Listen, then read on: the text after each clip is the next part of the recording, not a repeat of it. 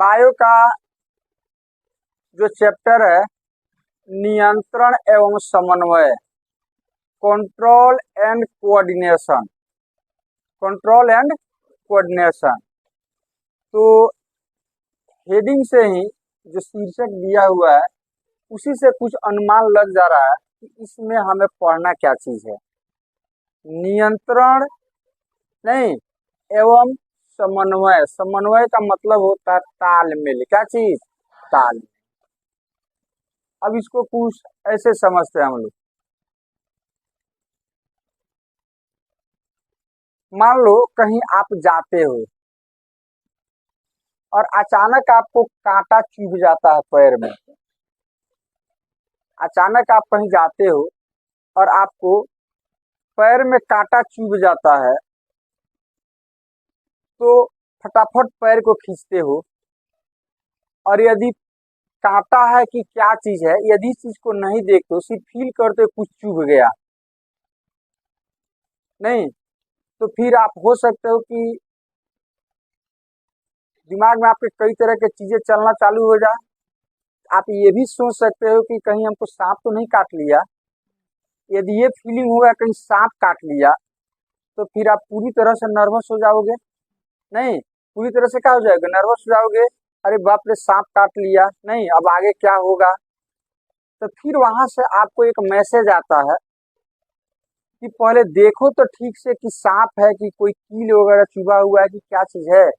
नहीं, तो आप देखते हो, मैसेज आता है और आप देखते हो तो देखते हो कि यार यहाँ पर तो कांटा है। नहीं, तो फिर आप खुश हो जाते हो, चलो भाई कांटा ही न चुभा है, सांप तो नहीं काटा हुआ है। तो आपके पैर में कांटा चुभा और आपको महसूस हुआ, क्या हुआ? महसूस हुआ। तो पैर में कांटा चुभा और आप उसको फीलिंग कर रहे हो। फिर कहीं से मैसेज आता है कि देखो तो कांटा है कि सांप काटा है कि कांटा है, देखो तो पहले, तब ना तुमको हकीकत में पता चलेगा क्या चीज है वो। तो मैसेज आया तो फिर आपने देखा, क्या किया? देखा, और देखने के बाद आपने देखा कि वो कांटा चुभा हुआ है, कांटा है, तो आप खुश हो जाते हैं। क्या हो जाते हैं? खुश हो जाते हैं। तो आखिर आपको मैसेज किसने दिया? नहीं, आपको मैसेज किसने दिया? आप कांटा चुभा तो आपने पैर खींच लिया। क्या किया? पैर खींच लिया। इसका मतलब आपके पैर के ऊपर, आपके मांसपेशियों के ऊपर कोई किसी न किसी का कंट्रोल है, नियंत्रण है, जो आपको पैर को नियंत्रित किया। फटाफट क्या किया? आपने पैर खींच लिया। नहीं, दूसरा चीज कि पैर खींचने के लिए पैर को किसी ने कहा, मांसपेशियों को किसी ने कहा कि पैर खींचो, नहीं आगे पैर को ले जाओ या पैर को पीछे ले जाओ। फिर किसी ने मैसेज दिया कि सही से देखो तो है क्या चीज। कोई तो ऐसा होगा जो ये सब काम कर रहा है, जो हमारे बॉडी के ऊपर नियंत्रण का भी काम करता है और क्या करता है? कंट्रोल मतलब समन्वय, तालमेल भी बैठाता है। तालमेल, जैसे पैर में चुभा, नहीं मैसेज गया कि कुछ चुभ गया, फिर वहां से मैसेज आता है, नहीं तो पैर में मैसेज आया, पैर में आपका कांटा चुभा तो मैसेज पैर में ही गया, हाथ में नहीं गया। हाथ में मैसेज किसको गया? पैर को गया कि जल्दी से पीछे खींचो। तो तालमेल न हो गया। इस तालमेल को ही हम क्या कहते हैं? समन्वय कहते हैं। क्या कहते हैं? समन्वय कहते हैं। मान लो कि हमको बायो जो पढ़ा रहे हैं आपको, इसमें बहुत सारा चैप्टर है, नहीं तो फिलहाल हम बहुत सारा चैप्टर है, तो इन चैप्टरों का नाम न लेकर के हम सिर्फ नियंत्रण एवं समन्वय चैप्टर का नाम ले रहे हैं। और भी चैप्टर का नाम हम ले सकते थे कि नियंत्रण कौन कर रहा है, कि नहीं आपको इसी चैप्टर को ही नाम लेना है, क्योंकि आप इसी चैप्टर को पढ़ाने जा रहे हैं और जो भी बात करना है इसी चैप्टर से रिलेटेड बात करना है। न कि रिएक्शन की हम बात करेंगे, न कि मेटल की बात करेंगे, नॉन मेटल की बात करेंगे, नहीं न तो मानव नेत्र की बात करेंगे। इसमें हम बात जब भी करेंगे तो क्या करेंगे? नियंत्रण एवं समन्वय की बात हम करेंगे। तो आखिर ये कौन हम पे नियंत्रण कर रहा है, कि नहीं नहीं आपको अम्ल क्षार लवण के बारे में बात नहीं करना है। आपको जो भी बात करना है किसके बारे में? जो आप पढ़ा रहे हैं नियंत्रण एवं समन्वय, उसके बारे में ही यहाँ पर आपको बात करना है। कोई तो इस चीज पर नियंत्रण करता होगा नहीं, तो हम तो बाकी कोई चीज नहीं बोल रहे हैं, हम तो अपने टॉपिक में ही बात कर रहे हैं। तो आखिर ये कौन कर रहा है? कोई तो है जो ये काम कर रहा है। दूसरी चीज कि मान लो कि हम नियंत्रण एवं समन्वय पढ़ा रहे हैं, अब उस चीज को लिखने जा रहे हैं, हेडिंग लिखने जा रहे हैं कि नियंत्रण एवं समन्वय, कंट्रोल एंड कोऑर्डिनेशन। तो अब लिखने के लिए हमें क्या चाहिए? मान लो कि हमारे पास हम मार्कर से लिख रहे हैं, तो क्या चाहिए? मार्कर। क्या चीज? मार्कर। अब इस मार्कर को हम पैर से भी उठा सकते थे और हाथ से भी उठा सकते हैं, तो हम हाथ से ही उठा रहे हैं। तो कोई तालमेल बैठा रहा है कि ना ना पैर से नहीं उठा पकड़ना है, इसको हाथ से पकड़ना है? नहीं, तो चलो हाथ से हमने पकड़ लिया। अब कोई हमको इशारा कर रहा है कि इसका ढक्कन तो पहले खोलो, तो हम दायां हाथ से यदि लिखते हैं, नहीं तो कोई हमको कह रहा है कि बायां हाथ ले जाओ और इसका ढक्कन का क्या करो? खोलो इस तरह से। उसके बाद से लिखो नियंत्रण, इस तरह से लिखो। ये क्या कर रहा है? कोई न कोई तालमेल बैठा रहा है। क्या कर रहा है? तालमेल बैठा रहा है, जिसको हम क्या बोलते हैं? समन्वय का काम कोई कर रहा है, समन्वय का काम कर रहा है।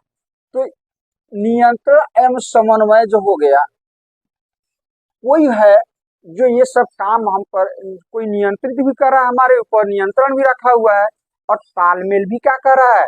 बैठा रहा है। तालमेल भी बैठा रहा है। जैसे मान लो एक और एग्जाम्पल हम लेते हैं, हम खाना खाते हैं, तो खाना हमारे कहाँ जाता है?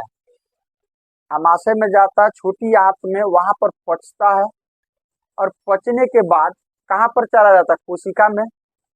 तो कोशिका में चला गया, तो कोशिका में जब जाता है तो वहां से एनर्जी प्राप्त करने के लिए हमें ऑक्सीजन चाहिए, नहीं तो अब वहां पर ग्लूकोज जाकर के स्टोर हो गया। अब ग्लूकोज की एनर्जी में तोड़ना है तो क्या चाहिए? ऑक्सीजन। तो फिर ऑक्सीजन अब वहां पर पहुंचाने का काम कोई करता है। जब तक ऑक्सीजन नहीं पहुंचेगा तब तक ग्लूकोज एनर्जी में टूटेगा नहीं? टूटेगा। तो मान लो ऑक्सीजन के तालमेल कोई न कोई तो बैठा रहा है कि भाई ग्लूकोज चला गया, अब वहां पर ऑक्सीजन भेजना जरूरी है। तो फिर श्वसन क्रिया के द्वारा क्या जाता है? ऑक्सीजन। तो ऑक्सीजन चला गया और वो एनर्जी में क्या हो गया? कन्वर्ट हो गया। क्या हो गया? कन्वर्ट हो गया। अब प्रश्न उठता है कि जो भोजन आप किए, वो भोजन ऐसे तो नहीं है कि पच गया सीधे चला गया, ब्लड के माध्यम से जाता है। तो फिर कहेगा कि भाई ब्लड ले जाने वाले की व्यवस्था करो।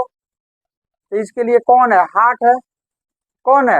हार्ट है, जो पंपिंग करता है, ब्लड क्या हो जाता है? चला जाता है कोशिका तक, और वो क्या लेकर जाता है? वो आपके भोजन को भी, पचे हुए भोजन को भी लेकर के जाता है, और श्वसन में ऑक्सीजन को भी लेकर के जाता है।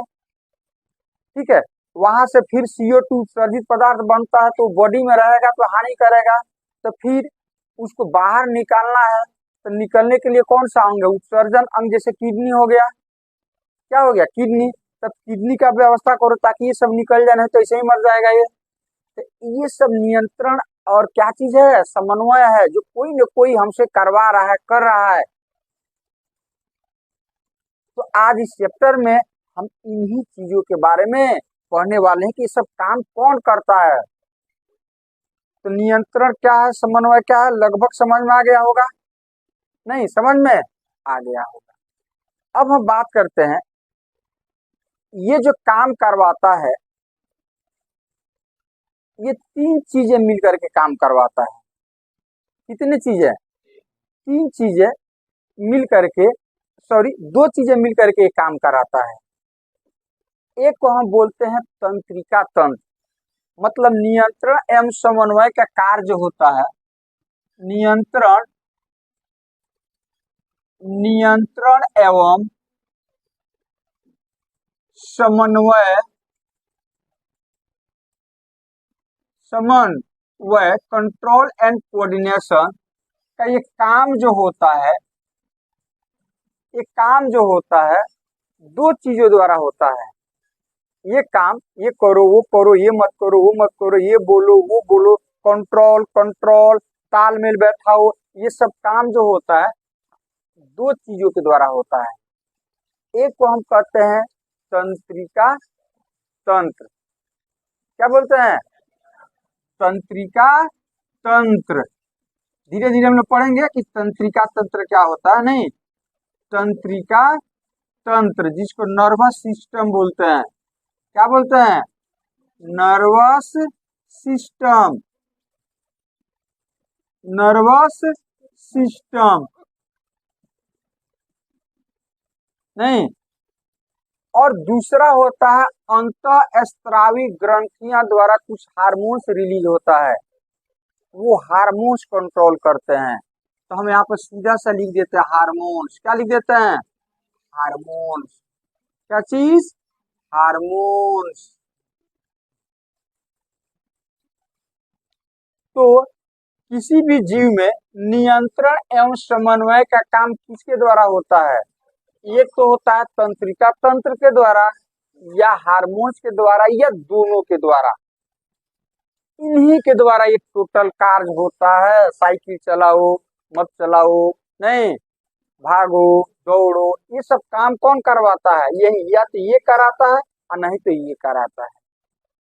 तो आपसे कोई पूछे नियंत्रण एवं समन्वय का कार्य किसके द्वारा होता है? तंत्रिका तंत्र तथा हार्मोन्स के द्वारा। तंत्रिका तंत्र तथा हार्मोन्स के द्वारा कराता है, किया जाता है।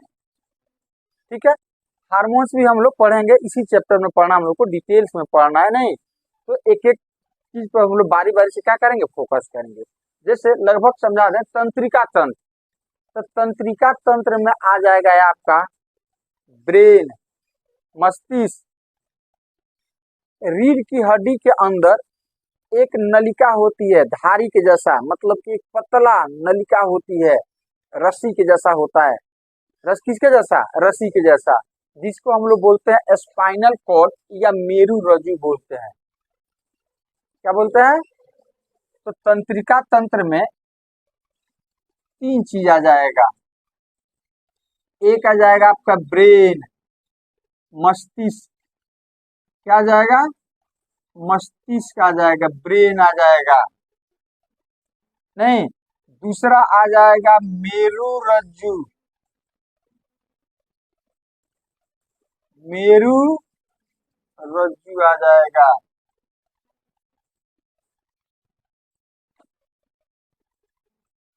और तीसरा कुछ आ जाते हैं आपके नर्व। क्या जाते हैं? तंत्रिकाएं होती है, आगे हम लोग पढ़ेंगे।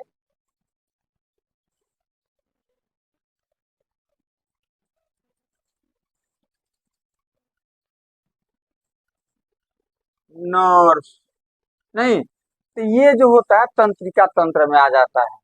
किसमें आ जाता है? तंत्रिका तंत्र में। हार्मोन जो होता है एक तरह का लिक्विड होता है, द्रव होता है, एक तरह का केमिकल होता है वो। नहीं, वो हमारे ब्लड, वो थैली में, जिस थैले में रहता है उसको हम बोलते हैं अंतःस्रावी ग्रंथियां। नहीं, ग्लैंड्स। क्या चीज? ग्लैंड। तो उस ग्लैंड्स में एक केमिकल होता है, और उस केमिकल को हम लोग बोलते हैं हार्मोन, जो ब्लड में मिल करके और नियंत्रण का काम करता है, नियंत्रण का काम करता है। जैसे एक छोटा मोटा एग्जाम्पल हम लोग ले सकते हैं। जैसे आपके शरीर का में वृद्धि, क्या चीज? तो वृद्धि के लिए न तो ये काम करेगा, न तो ये जिम्मेवार है, और न तो ये जिम्मेवार है। वृद्धि के लिए आपको कौन जिम्मेवार है? ये वाला हार्मोन।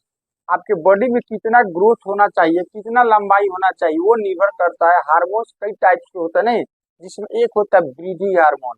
कौन सा हार्मोन? तो ये ज्यादा रिलीज हो जाएगा तो भी खतरनाक है, कम रिलीज होगा समय से पहले, मतलब समय के अनुसार ये सब होता है। तो यदि कम रिलीज होगा तो भी खतरनाक है, ज्यादा हो जाएगा तो आप हो जाओगे बांस के जैसा। नहीं, किसके जैसा?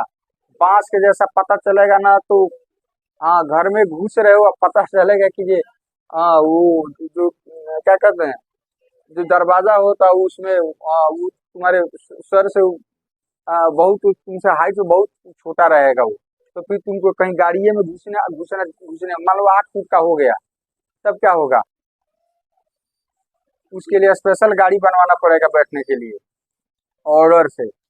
नहीं, स्पेशल बार घर बनवाना पड़ेगा जिसका हाइट कम से कम 9-10 होना चाहिए। तो दिक्कत होगा कि नहीं होगा? तो ये जब वृद्धि हार्मोन जब ज्यादा रिलीज होगा तो लंबेपन की बीमारी हो जाएगी। कम रिलीज होगा तो हो जाओगे 1.5 फुटिया। कै फुट का? 1.5 फुट का। बौनेपन की बीमारी जिसको बोलते हैं। तो ये किसके कारण होता है? हार्मोन्स के कारण। किसके कारण? हार्मोन्स के कारण। तो चलिए सब चीजें हम लोग पढ़ेंगे डिटेल्स में। तो नियंत्रण समन्वय का काम कौन करता है? तंत्रिका तंत्र और हार्मोन। तंत्रिका तंत्र, ये तीनों को मिला करके हम बोलते हैं तंत्रिका तंत्र। नर्वस सिस्टम, ब्रेन हो गया, मेरुरज हो गया, स्पाइनल कोर्ड्स हो गया, ये हो गया नर्व तंत्रिकाएं हो गया। तीनों को मिला करके हम क्या बोलते हैं? नर्वस सिस्टम तंत्रिका तंत्र बोलते हैं। तो इंसान में, किसी जीव में ये दोनों होता है, लेकिन पेड़ पौधों में ये तंत्रिका तंत्र नहीं होता है। उसमें जो भी वृद्धि होता है, जो भी कार्य होता है, वो हार्मोन्स के द्वारा होता है। याद रहेगा ना? पेड़ पौधे में तंत्रिका तंत्र होता है? नहीं होता है। उसके पास ब्रेन नहीं होता है, उसके पास सोचने समझने की क्षमता नहीं होती है। उसमें ग्रोथ जो भी डेवलपमेंट होता है, जिस टाइप का भी होता है, किसके कारण होता है? हार्मोन्स के कारण होता है। या एक कोशिकीय जीव हो गए, उसके अंदर भी ये नहीं होता है, तंत्रिका नर्वस सिस्टम नहीं होता है, उसके अंदर भी नर्वस सिस्टम नहीं होता है। क्या होता है? हार्मोन्स कुछ केमिकल रिलीज होता है जिसके चलते उनका अपना काम धाम चलता है। तो चलिए अब हम चलते हैं, स्टार्टिंग करते हैं शुरू से।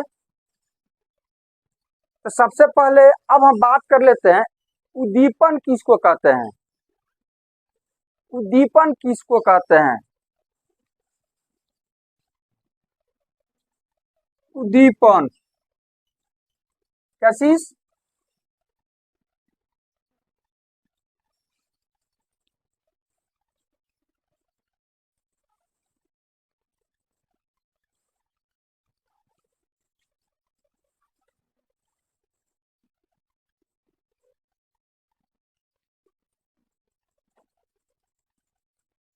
उद्दीपन,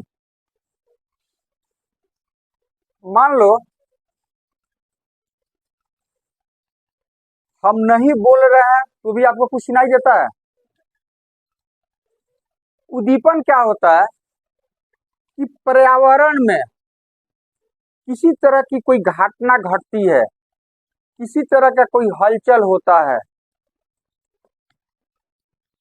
पर्यावरण में किसी तरह का कोई हलचल होता है, कोई घटना घटता है, उस घटना को आप अनुभव करते हो, तो वह घटना उद्दीपन कहलाता है। वह हलचल क्या कहलाएगा?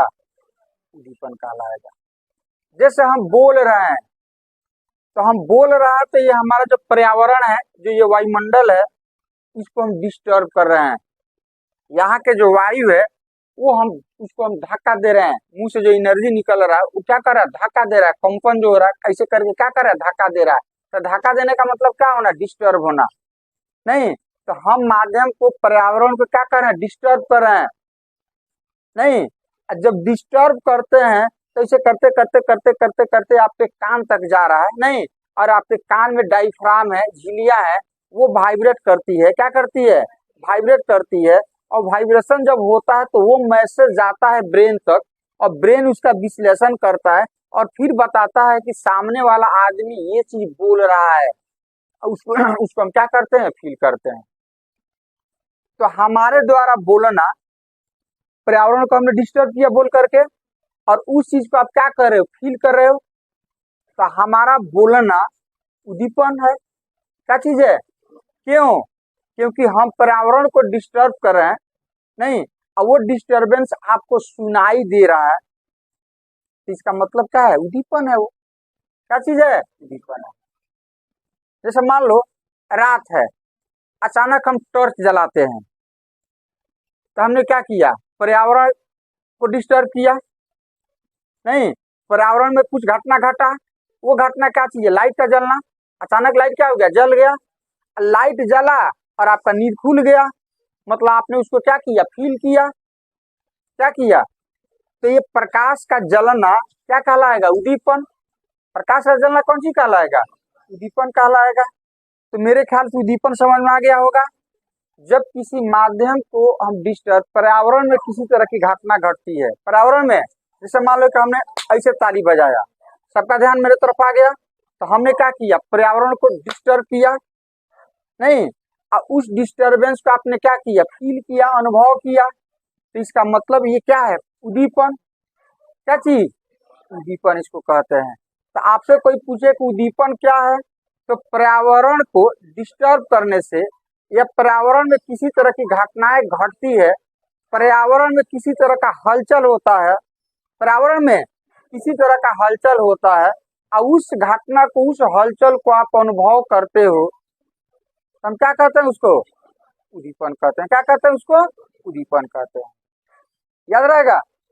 अब प्रश्न ये उठता है कि इस उद्दीपन को, जैसे मान लो कि आप एक काम करो, हम बोल रहे हैं, आप कान बंद कर दो, और उसके बाद देखो तो आपको सुनाई देता है कि नहीं देता है? देगा? हमको तो नहीं लगता है कि देगा। कानों से सुनाई, आंखों से सुनाई देता है क्या?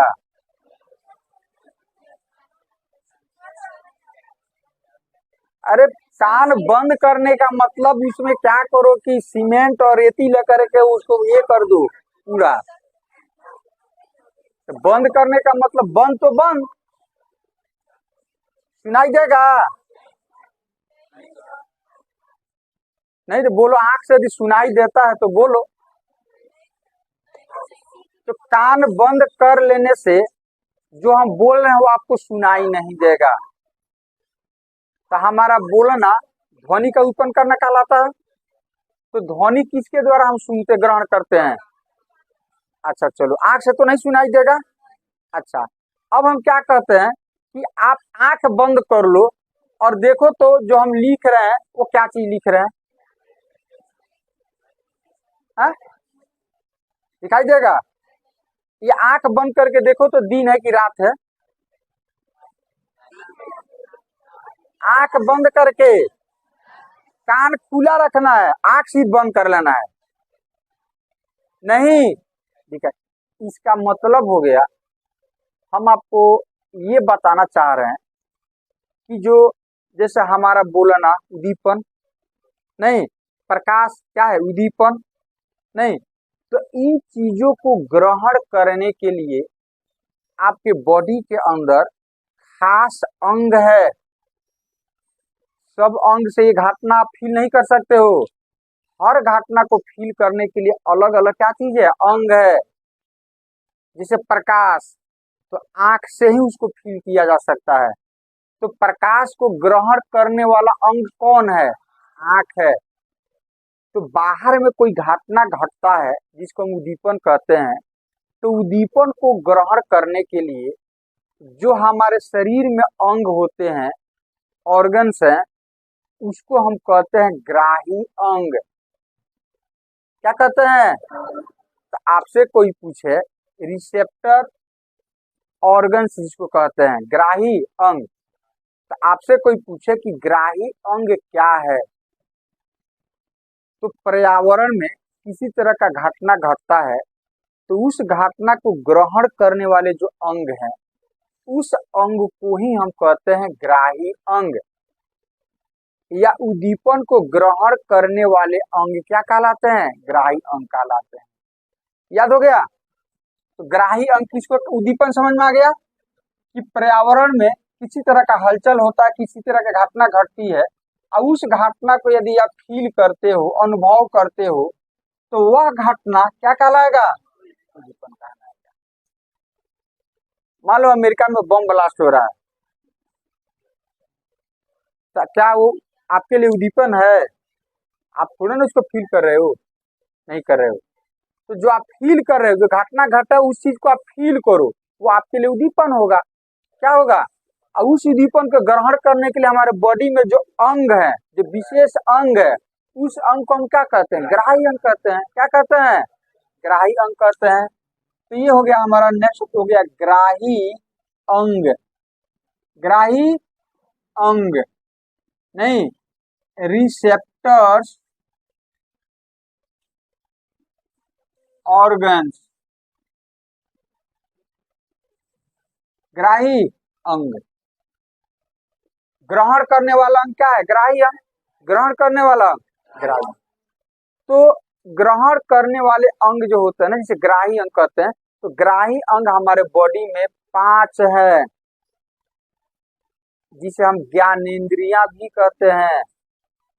5 अंग है जो बाहर के चीजों को फील कराते हैं आपको। कितने अंग हैं? 5 अंग है। जैसे पहला, हाँ चलो, आंख हो गया। नहीं, आंख, आंख क्या कराता है? प्रकाश को फील कराता है, मतलब प्रकाश को ग्रहण करता है। आंख क्या करता है? प्रकाश को ग्रहण करता है। इसीलिए आंख को हम बोलते हैं प्रकाश ग्राही अंग। तो आंख को क्या कहते हैं? आंख को हम बोलेंगे प्रकाश ग्राही अंग। प्रकाश ग्राही अंग। नहीं तो एग्जाम में आता है कि प्रकाश ग्राही अंग कौन है, 4 ऑप्शन दे देगा। प्रकाश को ग्रहण करने वाला अंग को ही प्रकाश ग्राही अंग कहेंगे, तो कौन है? आंख है। कौन है? आंख है। दूसरा हम बात कर लेते हैं अब, चलो, कान। ये क्या करता है? ध्वनि को ग्रहण करता है, तो इसे हम ध्वनि ग्राही अंग कह सकते हैं। नहीं, और ध्वनि को हम लोग क्या बोलते हैं? श्रवण। क्या बोलते हैं? श्रवण। तो इसको हम ध्वनि या श्रवण ग्राही अंग बोल सकते हैं। तीसरा, तीसरा स्वाद। स्वाद को कौन फील कराता है? जीभ काट दिया जाए तो पता चलेगा मीठा है कि तीखा है? बोलिए। जाएगा गोदाम में भरते जाएगा, ये पेट एक गोदाम होकर के रह जाएगा खाली। नहीं, गोदाम में कुछ डालो तो थोड़े ना उसको पता है कि चीनी डाल रहे हो कि क्या डाल रहे हो, उसके अंदर कि नमक का बोरी डाल रहे हो, तो ये गोदाम हो जाएगा। सिर्फ क्या हो जाएगा? तो हमारे जीभ के अंदर स्वाद कलियां होती है, जो हमें स्वाद का फीलिंग देती है। नहीं, तो जीभ भी एक अंग हो गया जो स्वाद को ग्रहण करता है। ये स्वाद ग्राही, जीभ क्या चीज है? स्वाद ग्राही अंग है। स्वाद ग्राही अंग है। चौथा, चौथा कान। नाक। नाक बंद कर लो, नाक बंद कर लो और अगरबत्ती का खुशबू का फीलिंग करो। मुंह से नहीं हो जाएगा? नहीं होगा। इसका मतलब क्या है कि गंध का फीलिंग किसके द्वारा होता है? नाक के द्वारा। तो इसमें क्या कहेंगे? गंध ग्राही अंग। गंध, नाक, गंध क्या चीज? ग्राही अंग। तो गंध ग्राही अंग है, इसी को हम कहते हैं, गंध न बोल कर इसको बोल सकते हो घ्राण। घ्राण ग्राही अंग।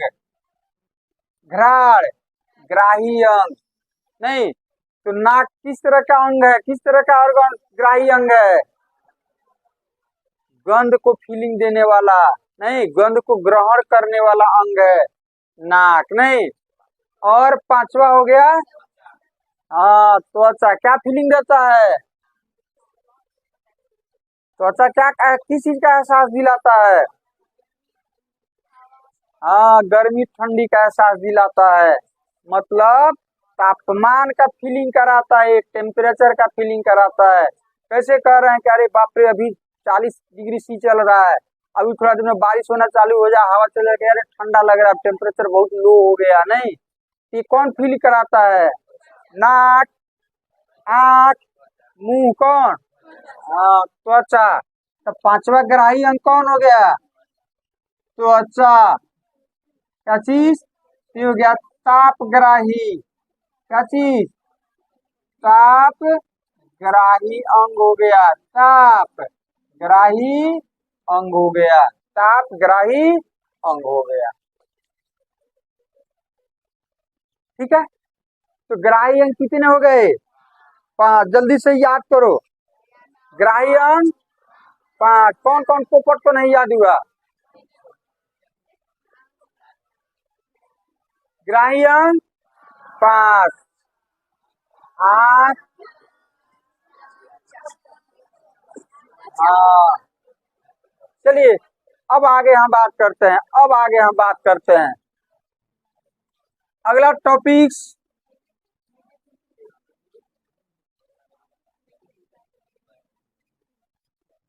क्रियाएं।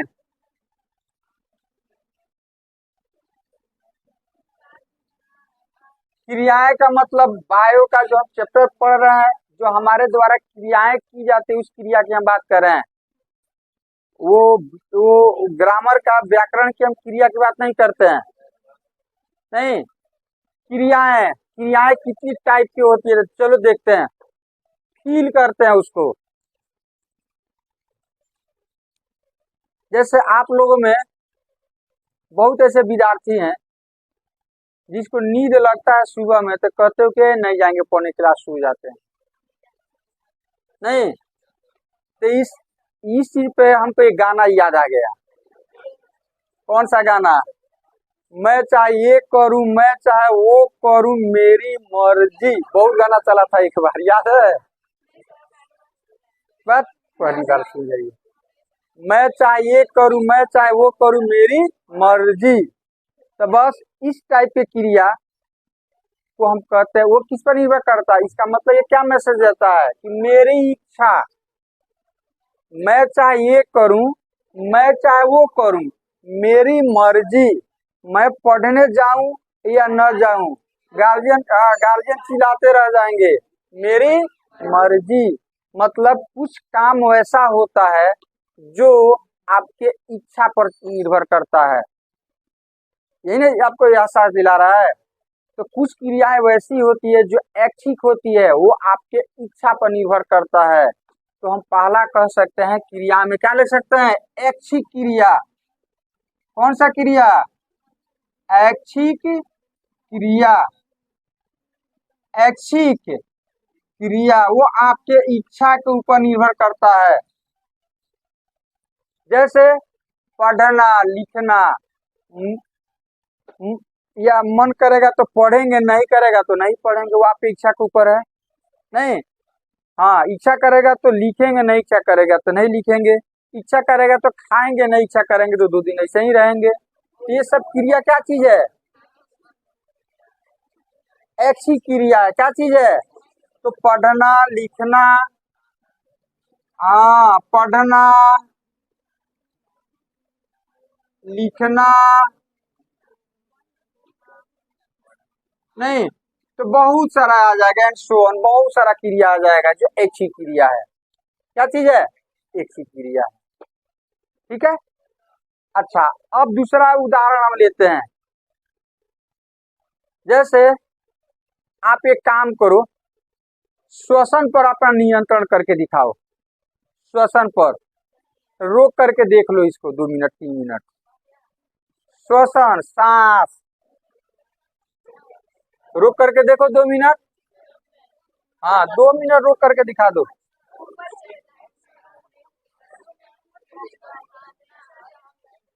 नहीं रोक पाओगे। धड़कन, रोक कर दिखाओ। सांस तो थोड़ा देर के लिए रोक भी सकते हो, 10 सेकंड, 20 सेकंड। थोड़ा सा धड़कन रोक करके दिखाओ।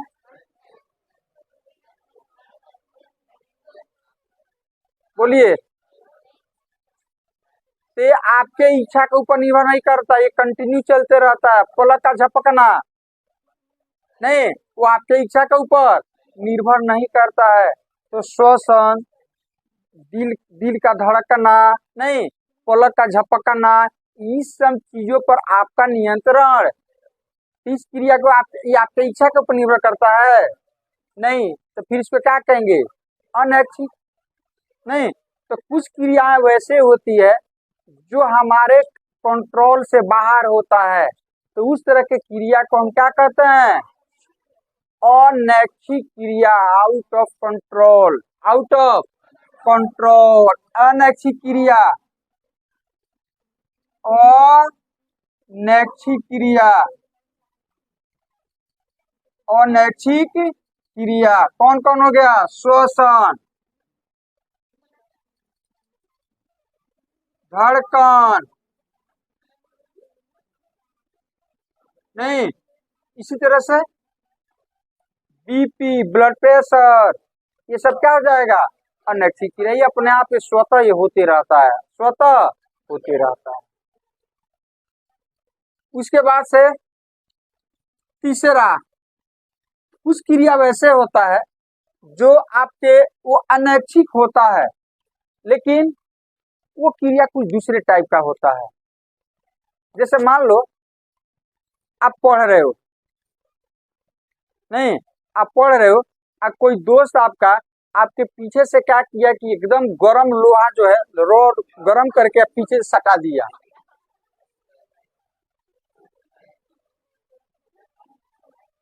लोहा गरम करके लाया, पीछे से क्या किया? या बर्फ का टुकड़ा लाया, पीछे सटा दिया, या सुई लिया, लो से चुभा दिया इस तरह से, तब क्या कीजिएगा? जैसे ही सुई चुभाएगा ऐसे कीजिएगा, मतलब सुई चुभाना क्रिया और उसके विपरीत आप ऐसे कीजिएगा, क्या हो गया? तो क्या कहलाएगा? प्रतिक्रिया, रिएक्शन, एक्शन, एक्शन। मारोगे एक झापा तो क्या कहलाएगा? रिएक्शन। तो रिएक्शन को हम लोग बोलते हैं प्रतिवर्ती क्रिया। कौन सा क्रिया? तो प्रतिवर्ती क्रिया क्या होता है? अचानक अचानक कोई घटना घटता है, अचानक कोई घटना घटता है और उसका फील करते हो, रिएक्ट करते हो। जैसे सांप आ गया, ऐसे टहल रहे हो, अचानक सांप आ गया आपके पैर के पास, तो क्या करोगे? देख करके डर जाओगे, भागना चालू करोगे, कूद कर भागोगे वहां से, नहीं भागोगे? तो क्या किया? सांप को देखा और देखने के बाद से आप डर गए, और डरने के बाद से क्या किए? उसके प्रति आप कुछ रिएक्ट करेंगे। रिएक्ट का मतलब आप भागेंगे, क्या करेंगे? कुछ करेंगे, जो भी है, मारेंगे, भागेंगे, जो भी है, रिएक्ट कीजिएगा। तो वह क्रिया क्या कहलाएगा? प्रतिवर्ती क्रिया। तो अचानक कोई बाहर घटना घटता है और उसको फील करके जो आप रिएक्शन देते हो, जो रिएक्ट करते हो, वो रिएक्शन कहलाता है प्रतिवर्ती क्रिया। क्या कहलाता है? प्रतिवर्ती क्रिया। बात समझ रहे हो? प्रतिवर्ती क्रिया ये हो जाएगा। तो ये भी अनैच्छिक ही है। आप अब जैसे ये भी अनैच्छिक ही है, ये प्रतिवर्ती क्रिया भी अनैच्छिक है, आपकी इच्छा से नहीं होगा। मान लो कोई आपका दोस्त कोई इधर से रॉड गरम इधर से लोहा से सटा दिया पीछे से, तो क्या इच्छा के ऊपर निर्भर करेगा कि चलो देखेंगे चाहे नहीं देखेंगे, हम आगे देख रहे हैं, है कि नहीं? ऐसा थोड़ा है, नहीं। स्वाभाविक है कि आपका ध्यान उधर चला जाएगा, ध्यान आपका, आप चाह करके भी आप रोक नहीं सकते हैं अपने आप को। सांप आ जाए तो क्या चुपचाप खड़ा रहिएगा? स्वाभाविक आपका पैर उठेगा और कहेगा भागो जल्दी से यहाँ से। तो ये भी अनैच्छिक क्रिया ही है, ये भी क्या चीज है? अनैच्छिक क्रिया ही है, जो आपके इच्छा के ऊपर निर्भर नहीं करता है, इच्छा के ऊपर निर्भर नहीं करता है। लेकिन इसको क्या कहेंगे? प्रतिवर्ती क्रिया। अनैच्छिक, अंदर से कोई चीज होता है जिसको आप कंट्रोल नहीं कर पाते हो। अब बाहर का कोई घटना जिसपे भी आप कंट्रोल नहीं कर पाओगे, तो बाहर का घटना जिसपे कंट्रोल नहीं कर पाओगे तो क्या कहलाएगा? प्रतिवर्ती। जैसे सांस लेना छोड़ना, माना ऑक्सीजन लेना छोड़ना आपकी इच्छा के ऊपर है, लेकिन इंटरनली हो गया ये, तो इसको क्या बोलेंगे? अनैच्छिक। नहीं, सांप का दिख जाना, किसी गर्म वस्तु से आपका हाथ का टच कर जाना, किसी ठंडे वस्तु से आपका हाथ का टच कर जाना, ये बाहर की ये घटना है जिसपे भी आपका कंट्रोल नहीं है, ये भी अनैच्छिक हुआ। लेकिन इसको हम क्या कहेंगे? प्रतिवर्ती क्रिया कहेंगे। क्या कहेंगे? एक हो गया प्रतिवर्ती क्रिया, प्रतिवर्ती क्रिया। इसमें क्या आएगा, गौण वस्तु से हाथ का छू जाना।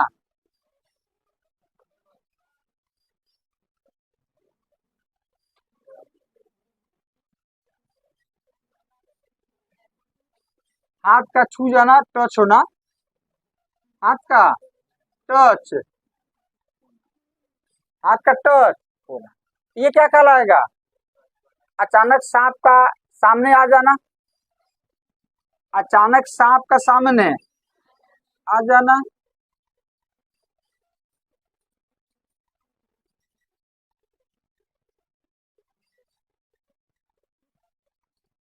सामने आ जाना, आ, तो ये सब जो होता है ये हो गया आपका प्रतिवर्ती क्रिया। अब थोड़ा सा देख लेते हैं कि सब क्रिया पे नियंत्रण किसका होता है। तो ऐच्छिक और अनैच्छिक, इस दोनों पर जो नियंत्रण होता है ना, इसको नियंत्रित और कंट्रोल कौन करता है?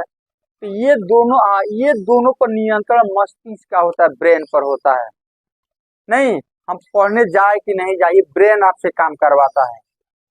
तो ऐच्छिक अनैच्छिक पर किसका नियंत्रण होता है?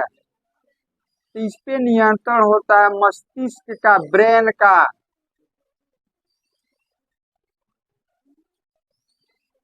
मस्तिष्क का नियंत्रण होता है ये दोनों पर। किसका नियंत्रण होता है?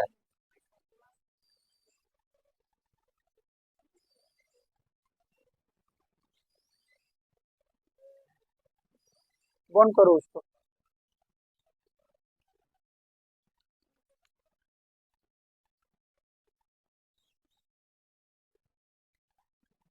ऐच्छिक क्रिया और अनैच्छिक क्रिया, ये दोनों पर नियंत्रण किसका होता है? मस्तिष्क का होता है। मस्तिष्क के भी कई भाग होते हैं, 3 भाग होते हैं मस्तिष्क के। एक होता है अग्र मस्तिष्क, आगे वाला, जो सबसे ज्यादा जगह घेरे हुए है, इसको भी डिटेल से हम लोग पढ़ेंगे। उसके बाद से होता है मध्य मस्तिष्क, बीच वाला। एक होता है नाना पाटेकर वाला मस्तिष्क।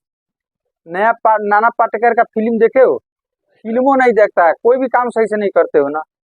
नाना पाटेकर का फिल्म है एक, उसमें कहता है अरे पीछे नहीं मारने का, पीछे दिमाग है, पीछे दिमाग है, पीछे नहीं मारने का, पीछे नहीं मारने का। अब फिल्म का नाम हमको याद नहीं, लेकिन कहीं डायलॉग हम सुने हैं, पीछे नहीं मारने का। कौन सी है? दिमाग है यहाँ पर। तो ये दिमाग है यहाँ पर पीछे, इसीलिए कहा जाता है कि किसी को मारिए या मजाक में मारिए, वास्तव में मारिए, तो इसे ऊपर मत मारिए, बहुत डेंजर होता है। यहाँ पर तो और नहीं, यहाँ पर नहीं, ये नहीं, नहीं, यहाँ पर नहीं मारा जाता है किसी को। अपने छोटे भाई को जैसे हम दुलार से नहीं कहते इधर आओ, नहीं, ये यहाँ पर नहीं टच कीजिए, यहाँ ये बहुत सेंसिटिव पार्ट्स होता है यहाँ पर। ये अपना मेरू रज्जु जो होता है ना, रीढ़ की हड्डी, यहाँ पर ये यहीं पर आकर के मेरू रज्जु का और जो जो पीछे वाला जो दिमाग है जिसको पश्च मस्तिष्क कहते हैं, तो यहीं पर दोनों का ज्वाइंट होता है। यहाँ पर मार दोगे तो पता चलेगा इसका ज्वाइंट खत्म हो गया। तो ज्वाइंट खत्म हो जाएगा तो फिर बहुत सा कंट्रोल मेरू रज्जु करता है। क्या करता है? मेरू रज्जु करता है, जो कंट्रोल करना छोड़ देगा, कंट्रोल करना छोड़ देगा। तो धीरे धीरे पढ़ेंगे कि किस पे किसका कंट्रोल होता है। नहीं तो अनैच्छिक क्रिया और ऐच्छिक क्रिया पर किसका नियंत्रण होता है? मस्तिष्क का। मस्तिष्क कितने टाइप का? 3, अग्र मस्तिष्क, मध्य मस्तिष्क, पश्च मस्तिष्क। आगे वाला, बीच वाला, पीछे वाला, आगे वाला, बीच वाला, पीछे वाला, 3 टाइप का, अग्र मध्य पश्च। नहीं तो तीनों मस्तिष्क मिला करके ये दोनों पर नियंत्रण करते हैं। इस पे किसका नियंत्रण होता है, इस पे किसका नियंत्रण होता है, डिटेल्स में हम लोग चर्चा करेंगे जब पढ़ेंगे तंत्रिका तंत्र, जब पढ़ेंगे ना सिस्टम, नर्वस सिस्टम, तो वहां पे सब चीजें हम लोग पढ़ेंगे। प्रतिवर्ती क्रिया पर किसका नियंत्रण होता है? मेरू रज्जु का। किसका? स्पाइनल कॉर्ड का। तो इस पे जो नियंत्रण होता है वो होता है मेरू रज्जु का। मेरू रज्जु का नियंत्रण होता है स्पाइनल कॉर्ड, स्पाइनल कॉर्ड का नियंत्रण होता है। अब बताओ स्पाइनल कॉर्ड का क्या कहते हैं, कनेक्शन जब खत्म हो जाएगा तब कोनो गर्मो चीज छुआएगा तो आपको फील होगा? नहीं होगा। पता नहीं चलेगा कौन छुआ रहा है। चलिए, तो इतना हो गया। क्रिया कितने टाइप का? 3। ऐच्छिक क्रिया, अनैच्छिक क्रिया, प्रतिवर्ती। अब हम आगे बढ़ते हैं कि जैसे मान लो यहाँ पर किसी ने सुई चुभाया, नहीं, अब मेरुरज्जु कहाँ पर है? रीढ़ की हड्डी में। ये जो रीढ़ की हड्डी होता है ना, तो रीढ़ की हड्डी के अंदर इस तरह की एक संरचना होती है, इस तरह से नलिका होता है, धागा के जैसा। किसके जैसा? धागा के। धागा समझते हो ना? हाँ, मोटा में थोड़ा सा डोरा वोरा ऐसा नहीं आता है, इस टाइप का, उस टाइप का संरचना होता है जो रीढ़ के हड्डी के बीचों बीच में होता है। तो किसका नियंत्रण होता है इस पर? मेरुरज्जु का। नहीं, तो हमने सुई चुभाया यहाँ पर, सपोज मान लो कि यहाँ पर हमने सुई चुभाया, ये अब मान लो कि तुरंत मैसेज आएगा मेरुरज्जु के द्वारा कि जल्दी से हाथ पीछे खींचो, नहीं, जल्दी से हाथ पीछे खींचेंगे, कहेंगे अरे दर्द हो रहा, नहीं। तो सवाल है कि मेरुरज्जु इस मांसपेशियों को मैसेज दिया, तो ये मैसेज यहाँ से यहाँ तक लाया कौन? ये तो हो गया ग्रहण करने वाला, नहीं। तो सवाल है कि मैसेज हमारा रीढ़ के हड्डी के अंदर न मेरुरज्जु है, तो मैसेज उसने दिया, यहाँ से मैसेज दिया और मैसेज यहाँ पर आकर के पहुंचा, तो मैसेज वहां से यहाँ लाने वाला कौन है? कोई तो होगा, या मैसेज हम यहाँ से मान लो कि ठंडा चीज कोई होता है, तो पहले मैसेज यहाँ से गया होगा मेरुरज्जु में, अब फिर वो मैसेज दिया होगा मांसपेशी को कि जल्दी से खींचो, तो मैसेज कोई ले गया होगा। ये यहाँ से त्वचा तो जा नहीं रहा है मेरुरज्जु के पास, यहाँ से मैसेज जा रहा है, अब फिर उधर से आ रहा है इंफॉर्मेशन कि ये काम करो, तो ले जाना और फिर मैसेज को लाना, ये सब काम कौन करता है? ये सब काम कोई ना कोई तो करता है, लाना ले जाने वाला। ये तो समझ में आ गया, सब काम कराता कौन है? मेरुरज्जु। नहीं, कौन कराता है? मेरुरज्जु।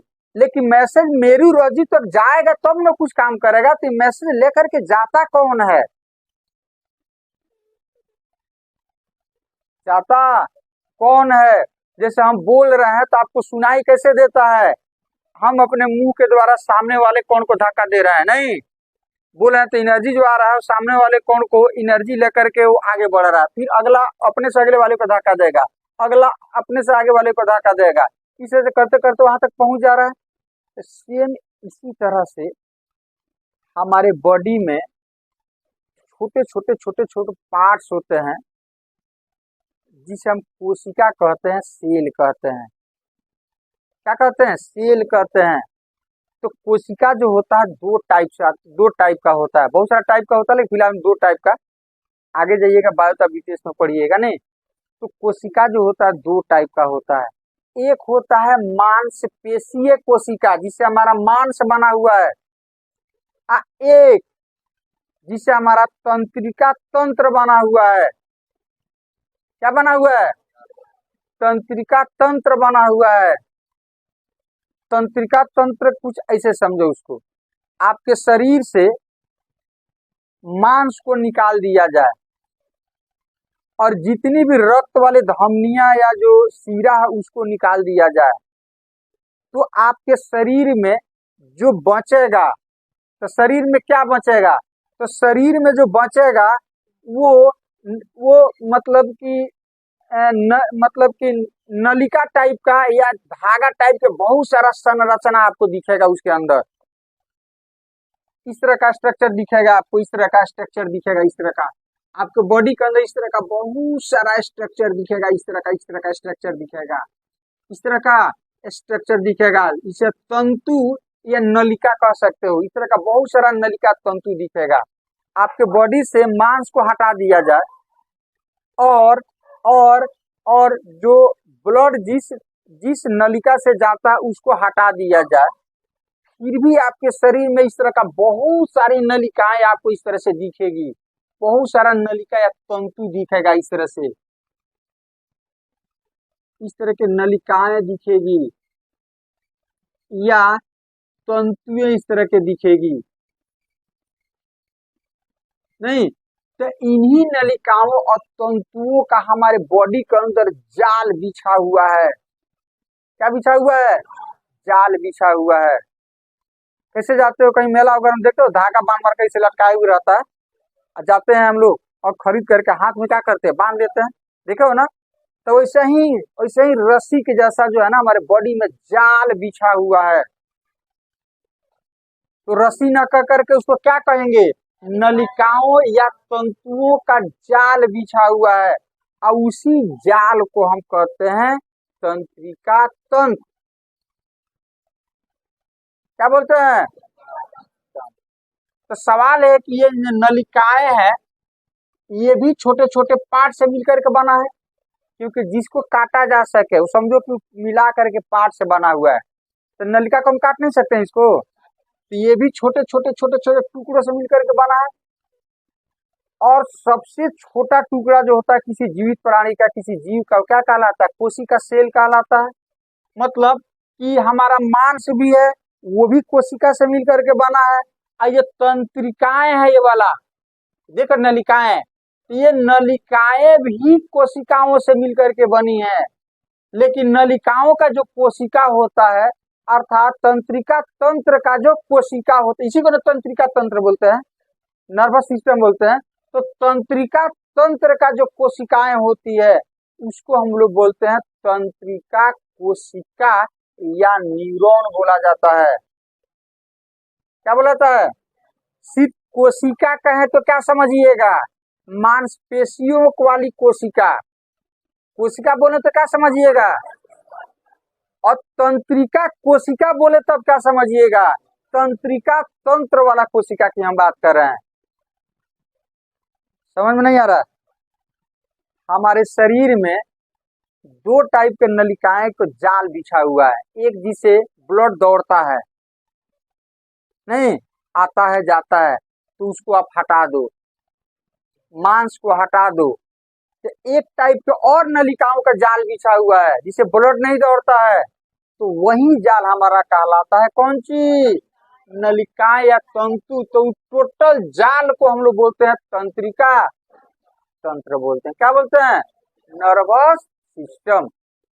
और ये तंत्रिका तंत्र नलिकाएं जिन कोशिकाओं से मिलकर के बनी है, उस कोशिका को हम बोलते हैं तंत्रिका कोशिका, तंत्रिका कोशिका बोलते हैं। और इसी तंत्रिका कोशिका को हम लोग बोलते हैं न्यूरॉन। क्या चीज? न्यूरॉन। क्या बोलते हैं? न्यूरॉन बोलते हैं। इसके पहले आप किडनी में पढ़े हुए थे, क्या चीज? नेफ्रॉन। ये क्या है? न्यूरॉन। क्या चीज है? अब यही न्यूरॉन जो होते हैं ना, वो मैसेज को ले जाते हैं और मैसेज को लाते भी हैं, मैसेज को ले जाते हैं। यहाँ पर कुछ कीजिएगा तो यहाँ पर न्यूरॉन है, कौन सी है, मतलब नलिकाओं का जाल यहाँ तक आया हुआ है। जैसे ही यहाँ पर टच करोगे कि वो मैसेज ला करके जिसको देना है, मेरुरज्जु को देना है तो मेरुरज्जु को देगा, और ब्रेन को देना है तो ब्रेन को देगा। इस तरह से मैसेज जाता है न्यूरॉन के द्वारा, आता भी है न्यूरॉन के द्वारा। तो दो टाइप में न्यूरॉन को बांट सकते हैं, एक ले जाने वाला और एक लाने वाला। तो ले जाने वाले को संवेदी को न्यूरॉन बोलते हैं, संवेदी, सेंसरी न्यूरॉन। मैसेज को ले जाने वाले को क्या बोलते हैं, संवेदी न्यूरॉन या तंत्रिका कोशिका। और मैसेज को लाने वाले को प्रेरक, मैसेज लाने वाले को प्रेरक तंत्रिका कोशिका या न्यूरॉन। और इंग्लिश में उसको बोला था मोटर। क्या चीज? MOTOR, मोटर न्यूरॉन बोला जाता है उसको। तो तंत्रिका कोशिका कितने टाइप का? दो टाइप का, एक ले जाने वाला संवेदी तंत्रिका तंत्र, एक लाने वाला प्रेरक तंत्रिका तंत्र, प्रेरक तंत्रिका तंत्र। तो संवेदी क्या है? मैसेज को, हाँ, उद्दीपन को ले जाएगा, ब्रेन को देगा या मेरुरज्जु को देगा। वो जो मैसेज देगा विश्लेषण करने को, वो लाएगा मांसपेशियों के पास, उसको क्या बोलेंगे? प्रेरक, मोटर न्यूरॉन बोलते हैं उसको। एक और होता है तंत्रिका तंत्र, जो मेरुरज्जु और ब्रेन को जोड़ता है। क्या करता है?